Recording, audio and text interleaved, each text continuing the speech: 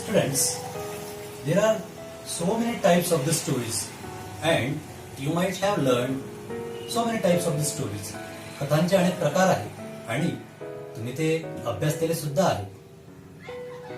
Today we are going to learn a brave story of a girl and its name is a heroine of the sea. समुद्रातली नायिका असं या कथेचं नाव आहे and it is on page number 46. A heroine of the sea. Let us read and explain the story. Around the rocky coast of England, so many lonely lighthouses, and there are so many lighthouses. Lonely means एकाकी, एकटे असणारे. Lighthouses म्हणजे दीपस्तंभ. Who shows the way at the time of the night to the ships, and they warn about the rocks on the shore. किनाऱ्यावरच्या खडकांबाबत सूचना करणारे जे स्तंभ आहेत त्यांना दीपस्तंभ किंवा लाईट हाऊसेस असं म्हणतात. Their light, as I already explained you, their lights shining across the sea warns sailors at night of dangerous rocks. रात्रीच्या वेळी समुद्र प्रवाशांना त्या धोकेदायक खडकांविषयी सूचना करणारे हे दीपस्तंभ. When they see the lights, sailors take their ships far out to sea. आणि जेव्हा हे समुद्र प्रवासी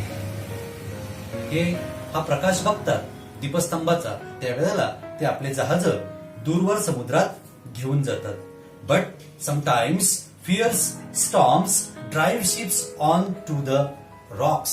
परंतु असं असताना सुद्धा काही वेळेला फिअर्स म्हणजे अतिशय जोराने त्वेषाने वाहणारा वारा. फिअर्स विंड, अतिशय जोराचा वारा त्या जहाजांना त्या खडकांपर्यंत घेऊनच जातो. This is the story of a brave girl and of a shipwreck on the rocks one night in 1838. And here one ship was taken to the rocks with the fierce wind, and this is the story of that ship which was shipwreck. Shipwreck means जहाजाचा अपघात, खडकावर तुटून आदळून फुटलेलं जहाज, त्याची ही कथा आहे. And a brave girl, आणि एक शूर मुलगी की जिने या जहाजावरील काही प्रवाशांना वाचवलं, त्यांची ही कथा आहे. 1838 ला एका रात्री 1838च्या एका रात्री एक जहाज खडकावर आपटून फुटलं, त्याची ही कथा. Let us read what the story is. चला तर बघूया काय आहे ती कथा. Grace Darling was the daughter of a lighthouse keeper. Grace Darling हे त्या मुलीचं नाव आहे. Who save the life of those sailors. आणि तिचं हे नाव आहे ग्रेस डार्लिंग, आणि ती दीपस्तंभ राखणदाराची मुलगी होती. She had lived all her life in lonely lighthouses. तिने आपलं सगळं जीवन या एकांतात असणाऱ्या दीपस्तंभातच घालवलं होतं. Far away from the towns and cities. शहरापासून अतिशय दूर अंतरावर असणाऱ्या या दीपस्तंभामध्ये ती राहायची. There was not even a village near their home. त्यांच्या घराच्या आसपास साधं एक खेड सुद्धा नव्हतं. Their nearest neighbors were many miles away. त्यांच्या जवळचे जे काही शेजारी होते, शेजारी म्हणायला सुद्धा त्यांना अनेक मैल्स अंतरावर असलेले शेजारी होते. But grace father was a wise and educated man who brought up his children very carefully.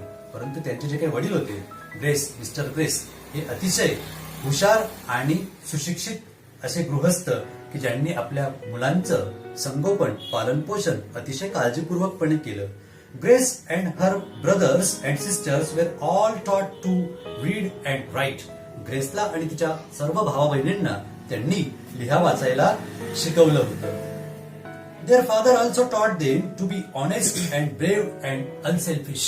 आणि सगळ्यात महत्वाचं म्हणजे त्यांच्या वडिलांनी त्यांना ऑनेस्ट, प्रामाणिक, ब्रेव म्हणजे शूर, अँड अनसेल्फिश म्हणजे निस्वार्थी राहण्याबाबत त्यांना शिकवलं होतं. When Grace was 10 years old, the family went to live in the Longstone Lighthouse. आणि 10 वर्षाची असताना ग्रेस आणि तिचं सर्व कुटुंब लॉंगस्टोनच्या त्या दीपस्तंभामध्ये राहायला गेले. Their new home was on some wild island. त्यांचं जे काही घर होतं हे एका एकांतित असणाऱ्या क्रूर अशा बेटावर होतं, near the east coast of England. इंग्लंडच्या पूर्वेच्या तटावर, समुद्र किनाऱ्याच्या पूर्वेकडील तटावर इंग्लंडच्या. The Darling children grew up here. आणि या ठिकाणी हे सर्व डार्लिंग मुलं वाढली. Darling were their surname. Darling हे त्यांचं आडनाव होतं. When they were older they left their lonely home one by one and found work in the cities. आणि जसे जसे ते मोठे झाले तसे तसे एकेकाला ते कामाच्या शोधात त्यांनी ती जागा सोडली आणि शहरात जाऊन स्थायिक झाले. At last all of them had left the light house except Grace. आणि असं करत करत सगळ्यांनी ते लाईट हाऊस, तो दीपस्तंभ, ते घर त्यांचं सोडलं आणि शहरात गेले. फक्त ग्रेस त्या ठिकाणी राहिली. Who stayed at home to help her mother and father. की जी तिच्या आई वडिलांना मदत करण्यासाठी त्या ठिकाणी थांबली. She had not grown very tall. आणि ती खूप उंच वाढलेली नव्हती, ती अशी लहानशी होती. ठेंगणी ज्याला आपण म्हणतो अशी लहानशी होती, तिची पूर्ण उंची वाढली नव्हती. She was only a little woman. ती लहानशी अशी बाई होती, लहान बाई. This is the word small woman. म्हणजे तिची उंची वाढलेली नव्हती, तिचं वय वाढलं होतं पण उंची वाढलेली नव्हती. Not at all like her father. तिच्या वडिलांप्रमाणे तर अजिबात नाही. Who was more than 6 feet tall. तिचे वडील 6 फुटापेक्षा उंच होते. अगदी त्याच्या अगदी विरुद्ध तिची उंची जास्त वाढली नाही. One night of September 6, 1838. आणि 6 सप्टेंबर 1838 ची ती रात्र होती. A terrible storm was blowing. अतिशय भयानक असं वादळ त्या ठिकाणी चालू होतं, वाहत होतं. Grace was used to storm. Used to म्हणजे तिला त्याची सवय झाली होती, वादळांची तिला सवय झाली होती, कारण ते लाईट हाऊस मध्येच राहत होते.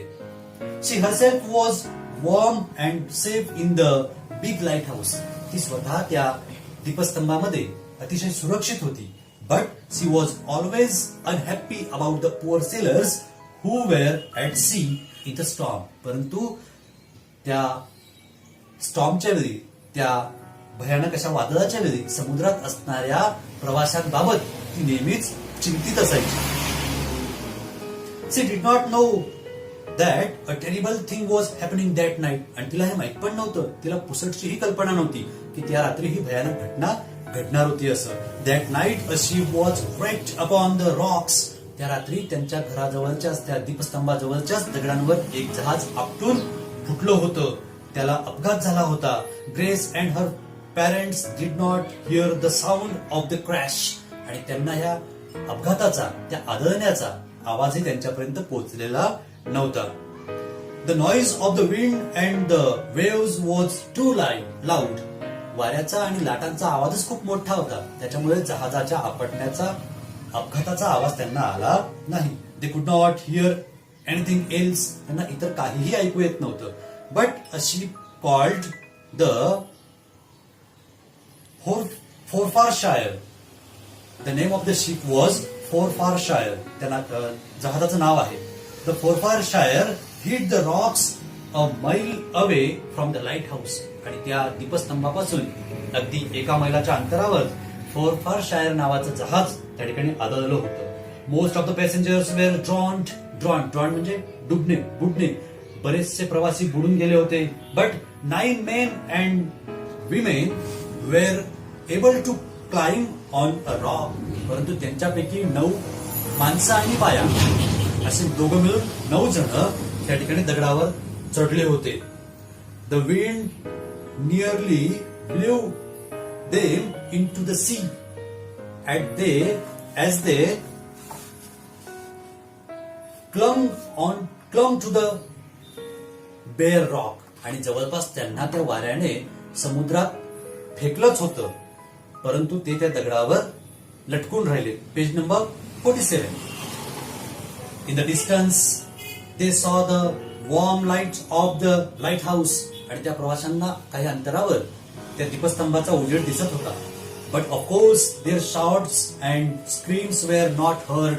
परंतु साहजिकच त्यांचा आवाज, त्यांच्या आरोळ्या त्या ठिकाणी ऐकू जात नव्हत्या. All night they clung there in the storm. आणि संपूर्ण रात्रभर ते 9 प्रवासी त्या खडकाला लटकून राहिले. Next morning at 6 o'clock grace was dressing. दुसऱ्या दिवशी 6 वाजता ग्रेस तयारी करत होती. She looked out of her window and saw the storm was still blowing. तिने आपल्या खिडकीच्या बाहेर पाहिलं, अजूनही वादळ घोंगावत होतं. Suddenly she stopped आणि अचानक ती थांबली. Wasn't there something on the distant rocks? Calling her father, she looked again. आणि तिला ते जाणवलं की काही अंतरावर खडकावर काहीतरी हालचाल तिला दिसली. तिने तिच्या वडिलांना बोलवलं आणि त्यांना ते म्हणाले काहीतरी तिथं दिसतं आहे. Yes, there was certainly people clinging onto the rocks. आणि निश्चितच त्या ठिकाणी काही लोक क्लिंजिंग म्हणजे त्या ठिकाणी लटकून राहिलेले. काही ठिकाणी काही लोक त्या ठिकाणी दगडाला खडकाला लटकून दिसले. But they were half under the sea. अर्धवट पाण्यात होते आणि अर्धवट दगडावर होते. We must rescue them before they drown, said cried Grace. आणि ग्रेस ओरडली की आपण त्यांना वाचवलं पाहिजे. ते बुडण्याच्या आत आपण त्यांना वाचवलं पाहिजे. We must do something. Will you ever sleep again father if they die. आणि ती म्हणाली की आपण रेस्क्यू म्हणजे सोडवणे, त्यांची सुटका करणे. आणि ती तिच्या वडिलांना म्हणाली की तुम्हाला झोप लागू शकेल का जर ते मेलेत तर. William Darling was a brave old man but he shook his head. It's hopeless he said. William darling अतिशय शूर व्यक्ती होते, शूरग्रस्त होते, परंतु त्यांनी ते वादळ बघून त्यांचं डोकं नकारार्थी हलवलं आणि ते म्हणाले की हे शक्य नाही, काहीच आशा दिसत नाही. We can do nothing. आपण काहीही करू शकत नाही. How can I row a boat by myself through this waves. आता तूच सांग मला. ते ग्रेसला म्हणाले म्हणजे त्यांच्या मुलीला म्हणाले की आता तूच सांग की या भयानक लाटांमधून मी जहाज तिथपर्यंत कसं काय वल्लवत नेऊ. I had another man here to help me. आणि मी हे करू शकतो, परंतु केव्हा? फक्त तेव्हा जेव्हा एखादी व्यक्ती मला या ठिकाणी मदतीला असू शकेल. I can help you father cried grace.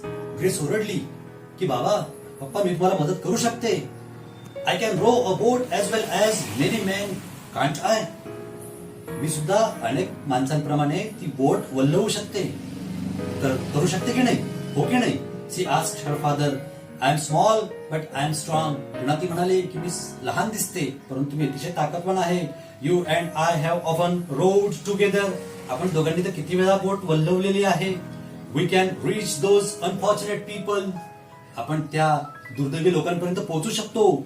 Mrs Darling was with her husband and daughter at the window. त्याच वेळेला मिसेस डार्लिंग म्हणजे ग्रेसची आई आणि विल्यमची पत्नी सुद्धा त्या ठिकाणी खिडकीजवळ होती. She said no no. She exclaimed. ती म्हणाली नाही नाही. How will it help those poor people if you are drowned. जर तुम्हीच तिथपर्यंत जाता तुम्हीच बुडालेत तर तुम्ही त्यांना मदत कशी करणार. You cannot row in this storm. या वादळामध्ये तुम्ही जहाज वल्लवू शकत नाही. Do not try. प्रयत्न सुद्धा करू नका. A girl like you Grace cannot do man's job. आणि त्या म्हणाल्या ग्रेसची आई म्हणाले की ग्रेस तुझ्यासारखी लहान मुलगी एका माणसाचं काम करू शकत नाही. लेट अस प्रे फॉर देम हजबंड. तिच्या पतीला म्हणाले की पतिराया आपण त्यांच्यासाठी देवाकडे प्रार्थना करूयात. God will help them perhaps but we cannot. कदाचित देव त्यांना मदत करू शकेल परंतु आपण त्यांची मदत करू शकत नाही. Grace was determined how ever. परंतु ग्रेसने तर निश्चय केला होता. तिचा निश्चय झाला होता. She urged until at last her father agreed. आणि ती तिच्या वडिलांना तोपर्यंत सांगत राहिली जोपर्यंत तिचे वडील तिथे जायला तयार होत नाही. Poor Mrs Darling with a heavy heart. आता इथं मिसेस डार्लिंग त्या तरी काय करणार. With a heavy heart. अगदी जड अंतकरणाने help them to get the boat out. जड अंतकरणाने मिसेस डार्लिंगने सुद्धा त्यांना त्यांची बोट बाहेर काढण्यास मदत केली. She watched and prayed as they set off. आणि ती बघत राहिली आणि प्रार्थना करत राहिली as they set off. Set off means ते तिकडे निघाले. Anyone who has seen a storm at sea can imagine that journey. ज्याने कोणी समुद्रामध्ये वादळ बघितलेलं असेल त्याला या प्रवासाची कल्पना निश्चितच असावी. The boat went up and down over waves as high as hills. जवळजवळ टेकडी एवढ्या उंच उठणाऱ्या लाटांवर त्यांची बोट वर खाली होत होती. Sometime it stood on one end sometime on the other end. एके वेळेला ती एका टोकावर वरती व्हायची तर दुसऱ्या वेळेला दुसऱ्या टोकावरती वरती व्हायची. It went up to the top of a wave and then down into a great valley between the waves. एक क्षण असा यायचा की ती जहाज पूर्ण, त्यांची बोट पूर्ण लाटेच्या वरती जायची आणि दुसऱ्याच क्षणी त्या लाटांच्या मध्ये असणाऱ्या खोल दरीमध्ये समुद्रात ती बोट जायची. Every time they went down the boat nearly went under the water. आणि जेव्हा जेव्हा ते खाली जायचे ती बोट पूर्ण पाण्याच्या खाली गेली आहे की काय असं वाटायचं. But little by little pulling with all their strength on oars. Oar म्हणजे ते वल्ले, वल्लवण्याचे ते वल्ले. आणि हळूहळू मजल दरमजल करत त्यांची पूर्ण ताकद त्या वल्ल्यांवर लावत they came near the rocks. ते त्या खडकांजवळ पोहोचले. The wind and the rain were so strong that Grace could not see the. Now page number 48. आणि तो वारा आणि वादळ इतकं जोरात होतं की ग्रेस त्या खडकाला बघू सुद्धा शकत नव्हती. Page number 48.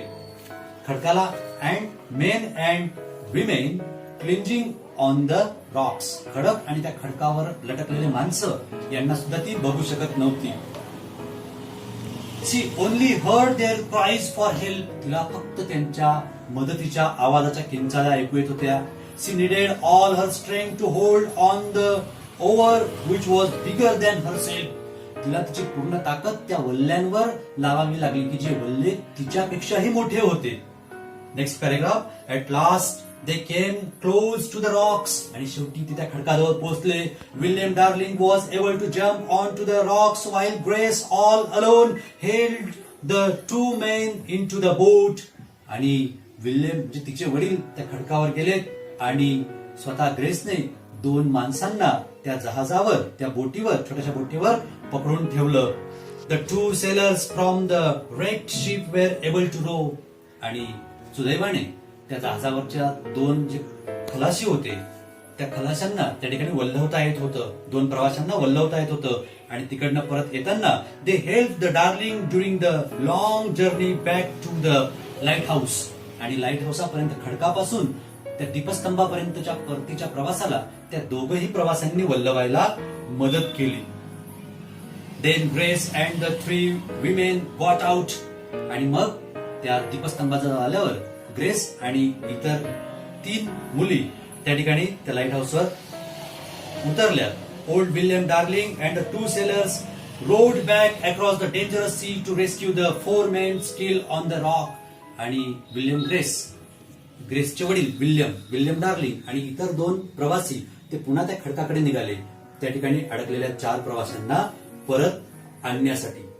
Grace did not have any time to rest now. आता ग्रेसला विश्रांती करायला वेळ नव्हता. All that day she was busy helping her mother to warm and feed the rescued passengers. पूर्ण दिवसभर ती त्या ज्यांची सुटका त्यांनी केलेली होती त्या प्रवाशांना खाऊ पिऊ घालण्यात आणि त्यांना गरम कपडे वगैरे देण्यामध्ये ती मग्न होती.